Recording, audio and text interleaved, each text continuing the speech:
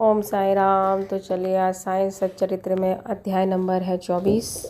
तो सारी परेशानियां, सारे कष्ट, सारी इच्छाएं बाबा के समक्ष उसके चरणों में रख के अवश्य इसका श्रवण कीजिए, तो अद्भुत लाभ की प्राप्ति अवश्य ही होगी। तो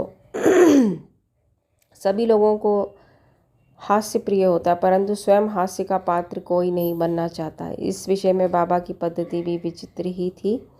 तो यह हास्य के ऊपर ही है सारे का सारा चना लीला। शिरडी बाज़ार में प्रति रविवार को लगता था।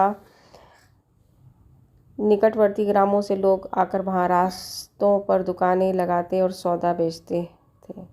मध्याह्न के समय द्वारका माई लोगों से ठसाठस भर जाया करती थी, परंतु रविवार के दिन तो लोगों की इतनी अधिक भीड़ होती थी कि प्रायः दम ही घुटने लगता था।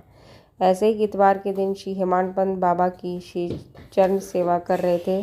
श्यामा बाबा के बाईं ओर और वामन राव बाबा के दाहिनी ओर थे। इस अवसर पर श्रीमान बूटी साहब और काका साहब दीक्षित भी वहाँ उपस्थित थे। तब श्यामा ने हंसकर अन्ना साहब से कहा कि देखो, तुम्हारे कोट की बाँह पर कुछ चने लगे हुए से प्रतीत होते हैं। ऐसा कहकर श्यामा ने उनकी बाँह स्पर्श की, जहाँ कुछ चने के दाने मिले। जब हेमांत पंत ने अपनी बाईं गोनी सीधी की तो चने के कुछ दाने लुढ़क कर नीचे भी गिर पड़े, जो उपस्थित लोगों के ने बीन कर उठाए।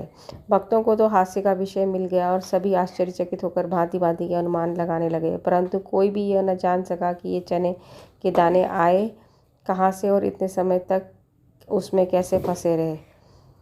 तो इस प्रकार से हास्य विनोद भी जो है साईं बाबा बहुत ही पसंद करते थे। तो बाबा ने बोला कि तुमने जो अकेले अकेले चने खा लिए और किसी को दिए भी नहीं, इसका तात्पर्य यही है कि तुमने सारा अपने आप ही खा लिया। तो उन्होंने कहा कि नहीं, मेरे को तो एकांत में खाने की बिल्कुल भी आदत नहीं है। ठीक है, तो इस प्रकार से शिक्षा इस घटना से क्या मिलती है, बाबा द्वारा क्या शिक्षा प्रदान करें, थोड़ा इस और ध्यान देने की आवश्यकता है। इसका सारांश यही है कि इंद्रियां, मन और बुद्धि द्वारा पदार्थों का रसास्वादन करने के पूर्व बाबा का स्मरण करना चाहिए।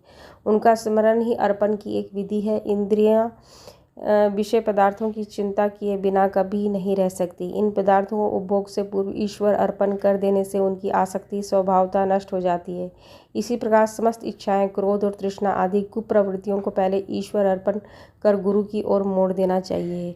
यदि इसका नित्य अभ्यास किया जाए तो परमेश्वर तुम्हारी कुवृत्तियों के दमन में सहायक होंगे। विषय के रसास्वादन के पूर्व वहाँ बाबा की उपस्थिति का ध्यान अवश्य रखना चाहिए। तब विषय उपभोग के उपयुक्त है या नहीं, ये प्रश्न उपस्थित हो जाएगा और आचरण में सुधार होगा। तो साईनाथ अर्पणस्तु, ये हम रोज़ ही करते हैं कि साईं को पहले अर्पण करके फिर ही हम खाना खाते हैं। ओम साईनाथ।